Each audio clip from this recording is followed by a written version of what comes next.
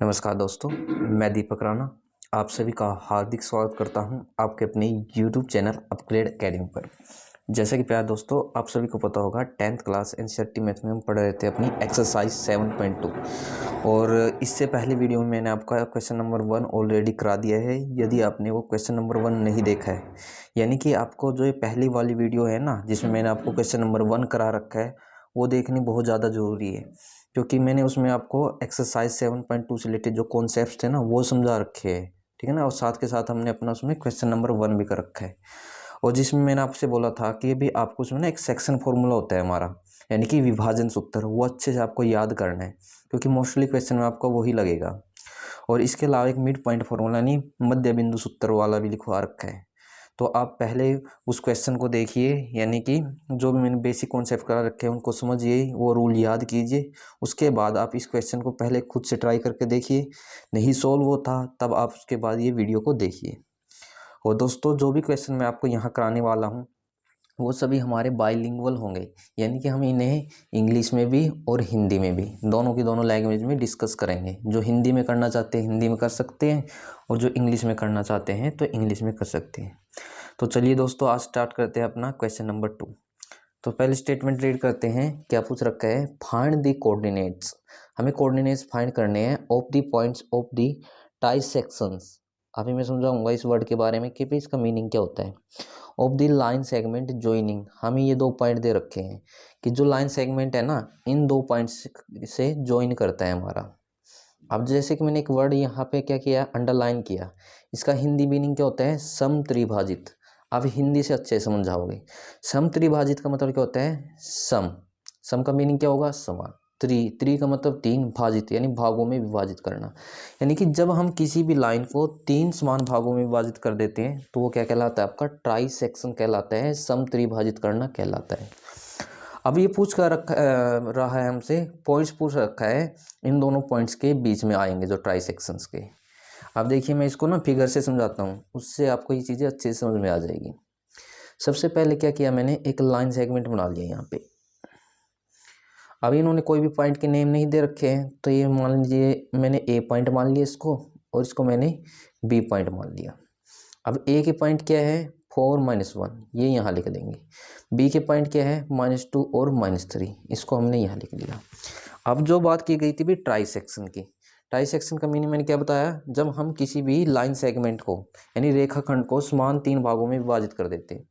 अब मान के चलिए एक भाग मैंने ये ले लिया, दूसरा भाग मैंने ये ले लिया, और तीसरा भाग तो आपके पास बन ही गया है। तो ये देखो, भाग चेक करो, जितना भाग आपका ये है उतना ही भाग आपको ये मिलेगा और उतना ही भाग ये मिलेगा। यानी कि इस तरीके से विभाजित करना, तो वो क्या कहलाएगा? आपका समत्रिभाजित करना या ट्राई सेक्शन कहलाता है। अब ये क्वेश्चन में क्या बोल रहा था कि भाई जिन पॉइंट्स से ये ना त्रिविभाजित होते हैं, तो हमें ये पॉइंट्स निकालने हैं कि भाई ये क्या बनेंगे हमारे पास। अब देखो, जो क्वेश्चन नंबर 1 था उसमें मैंने ना आपको सिर्फ एक चीज़ निकालनी सिखाई थी, यानी कि एक कोई रेखाखंड था यानी लाइन सेगमेंट था, उसके बीच में कोई पॉइंट था, और मैंने बोला था उसको आप मान लेना कोई भी पॉइंट, जैसे मैंने एक्स और वाई मान के कराया था। ऐसे क्या है, हम इस क्वेश्चन को भी उसी की तरीके से ही करेंगे। सबसे पहले आपको क्या करना है, जैसे ये हमारे पास पॉइंट है तो मैं इस पॉइंट को मान के चलो सी मान लेता हूँ, और इसको डी। क्योंकि मुझको ये पॉइंट निकालने हैं तो इनडायरेक्टली ना इसमें हमें दो पॉइंट निकालने पड़ेंगे। तो दो पॉइंट निकालने पड़ेंगे, तो पहले मैं इसको जूम कर लेता हूँ। जैसे मैंने ये एक्स मान लिया और इसको वाई मान लिया, और जो ये पॉइंट है इनको कुछ मैं अलग मान लेता हूँ। जैसे कि मैंने इसको क्या मान लिया? एस मान लिया, और एक को मैंने टी मान लिया। आप ना अपनी मर्जी से इनको कुछ भी मान सकते हो, आपकी चॉइस है यहाँ पे। अब यहाँ देखिए कि भाई हम कैसे ये पॉइंट निकाल सकते हैं। जब मैंने आपको सेक्शन फॉर्मूला करवाया था, विभाजन सूत्र कराया था, उसमें मैंने आपको M1 और एक M2 के बारे में समझाया था।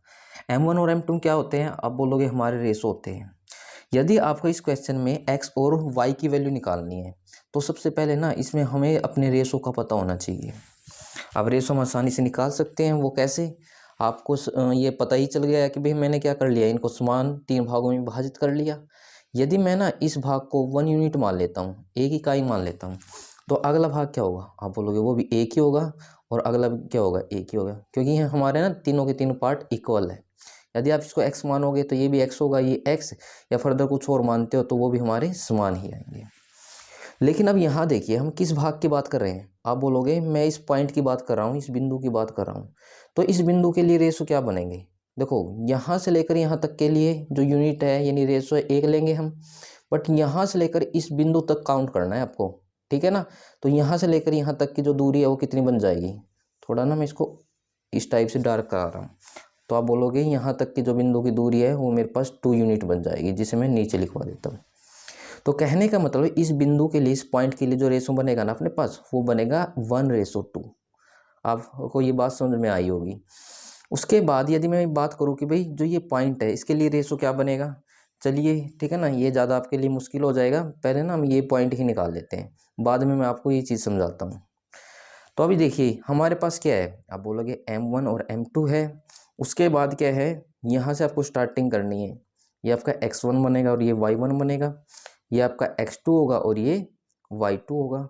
और यदि हमें अपनी ये पॉइंट निकालने हैं और हमें रेशो दे रखे हैं, और रेशो क्या है हमारे, आप बोलोगे अलग अलग है। यदि रेशो हमारे अलग अलग होते हैं, अनुपात अलग अलग होते हैं, तो सेक्शन फॉर्मूला यानी कि दूरी सूत्र कौन सा लगाते हैं, मिड पॉइंट वाला लगाएंगे या M1 M2, तो आप बोलोगे M1 और M2 का लगाते हैं। लेकिन रेशो हमारे समान होते हैं तब वहाँ पे आप मध्य बिंदु का लगा सकते थे। तो यहाँ मुझको x की निकालनी है, तो आप लिखोगे x इजक्वल टू, यहाँ मैं लिखवा रहा हूँ आपको M1 मल्टीप्लाई में x2 प्लस में M2 मल्टीप्लाई x1 अपॉन में M1 प्लस में M2। देन आगे आपको एक y निकालना है, तो y निकालने के लिए फॉर्मूला रहेगा हमारे पास, यहाँ लिखेंगे M1, बस आपको ये चेंज करना है, x2 की जगह y2 प्लस में M2 मल्टीप्लाई y1 अपॉन में M1 प्लस में M2। अब देखो ये मैंने ऑलरेडी आपको पॉइंट्स लिखवा दिए हैं, ये x1 ये y1 ये x2 और ये y2। अब देखो हम इस पॉइंट की बात कर रहे हैं ना, इसके लिए मैंने रेशो आपको ऑलरेडी बता दी, क्या लेने हैं आपको 1:2 लेने हैं। इसका मतलब क्या हुआ, ये आपका M1 हो गया और ये क्या बनेगा आपका M2। यानी हमारे पास सभी वैल्यू है, उठा के इन फॉर्मूले के अंदर रख दो, आपका आंसर आ जाएगा। यानी पहले हमें क्या निकालना था, x निकालना था, तो x इजक्वल टू M1 की वैल्यू कितनी थी, 1 थी, मल्टीप्लाई में x2 है हमारे पास -2, आगे बीच में प्लस है तो प्लस डालिए, M2 की वैल्यू 2 है तो यहाँ 2 लिखेंगे, मल्टीप्लाई x1 की वैल्यू कितनी है हमारे पास 4 अपॉन में M1 प्लस M2 यानी कि 1 प्लस में 2। ऐसे हम क्या निकाल लेंगे, अपना y निकाल लेंगे। तो M1 की वैल्यू क्या थी 1 मल्टीप्लाई में y2 की वैल्यू क्या है -3 प्लस M2 की वैल्यू हमारे पास 2 है, मल्टीप्लाई y1 और y1 की वैल्यू क्या है -1 अपॉन में M1 प्लस M2 यानी कि 1 प्लस में 2 लेंगे हम यहाँ पे। देन आगे सोल्व करिए इसको, x इजक्वल टू 1 के -2 से मल्टीप्लाई करेंगे तो -2 प्लस 2 4 जो आपका 8 आएगा, यानी 2 चौके 8। अब 2 में 1 को ऐड करेंगे तो कितना आ जाएगा आपका 3 आएगा। उसके बाद ऐसे हम y निकाल लेंगे, -3 के 1 से करेंगे तो -3 प्लस और माइनस इनके प्रोडक्ट माइनस हो गए और 2 1 जा 2 यानी 2 एकम 2, 1 में 2 को ऐड करेंगे तो आपका 3 आ जाएगा। आगे x इजक्वल टू, ये प्लस है ये माइनस है तो मतलब कि सब्ट्रैक्ट होंगे, 8 में से 2 को माइनस करेंगे 6 अपॉन में 3 आएगा आपका।